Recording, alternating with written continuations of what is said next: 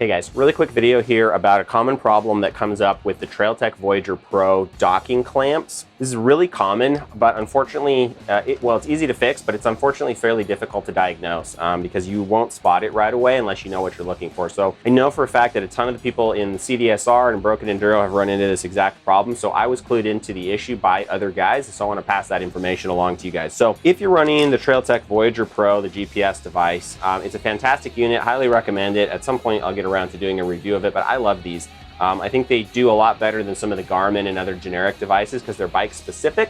So if you want one that's going to stay on your bike and act kind of like a dashboard with a GPS, Trailtech's the way to go. If you want something that's removable, there's some other options that you can look into. But they clamp into one of these docks, and what can happen actually is there's this contact pad across the back here, and those hit pins that are in the docking cradle.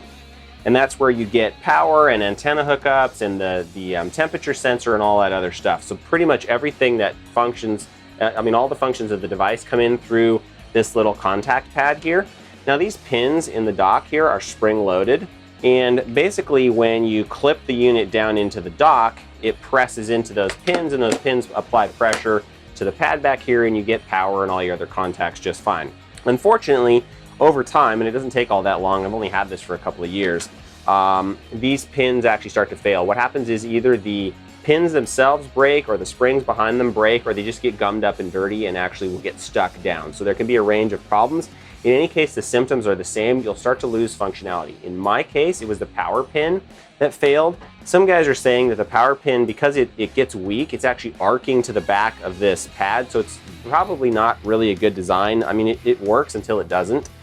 Which is annoying. But what actually happened on mine is, for the last maybe 3 or 4 weeks of running the GPS device, including the Big Bear Trail run, which kind of sucked, is it was charging extremely slowly. So it was getting a charge, but it would take like 8 hours to charge up. And if I let it run down at all, I would just fall behind them, and I would, was into the battery quite a bit. And it was really, I thought the battery was bad. Like, it was really getting to be an annoying problem. And then on the Big Bear run, it died completely. And I thought, okay, well, the battery's totally shot or whatever, right? What I discovered is the power pin on mine had actually collapsed and wasn't actually, I guess it was making partial contact for a while. And then during the Big Bear Trail ride, we're out in the dirt, we're 10 hours on bike or whatever, and that spring finally broke completely, and the power pin just dropped below the other pins and wasn't making contact at all. So once the battery ran out, then that was the end. So fortunately, I was with some other guys who had their GPS devices and was able to get through that okay. But I've heard that Trailtech will actually replace these. I talked to a bunch of guys in CDSR, and there's 4 or 5 guys that are telling me that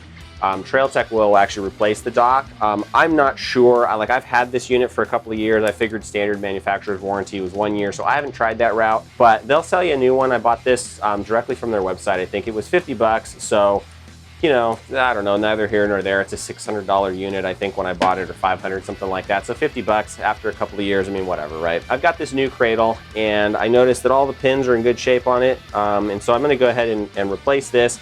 And I'm hoping that's going to now get this charging speed back up where it's supposed to be and keep this device up and running on the bike. But definitely we'll be keeping an eye on these. Some guys say they put dielectric grease on these pins. I might try that. I don't have any handy, so I'm probably not going to start that way. But it's pretty easy to replace the cradle or the dock, whatever you want to call this. It comes with new screws, and it comes with some extra auxiliary power wire if you need those things, and the little Allen wrench to take the screws off. Of course, I've got all that. I've got the old set of screws, so not really a big deal. If you've already got this wired onto your bike, replacing the cradle is just a matter of plug and play. All these cables are the same.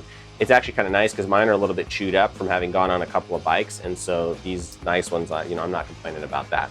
But yeah, if you're having trouble with your Trailtech Voyager Pro, the GPS device, things seem like they're not connecting, particularly power, which was my case, definitely do check the pins on your cradle. Very likely that's where your issue is. That seems to be a fairly common problem. Before I let you go, I want to shout out to the helmet chin mounts that we make. These are great for carrying GoPros and other action cameras. They're custom designed for the chin area of every helmet. This is one of the only street bike helmets that we actually make a mount for. Most of them are enduro, motocross, and adventure helmets. I just happen to have this one laying handy for making this video, but do check those out, link in the description. There's maybe 40 helmets or so at this point that are covered, and we've got a bunch more coming up. We're hoping to get to maybe 60, 75, something like that by the end of the year. So pretty much every off-road helmet's gonna get covered at some point. And also, I apologize for the mess. John's still in the middle of rebuilding his two-stroke engine. Video on that coming up pretty quickly. That's going to be an exciting one. We go all through the bottom and top end on that bike, so complete rebuild. Good stuff coming. Thanks a ton for watching, guys. Like and subscribe if you don't mind. We appreciate it. We'll see you next time.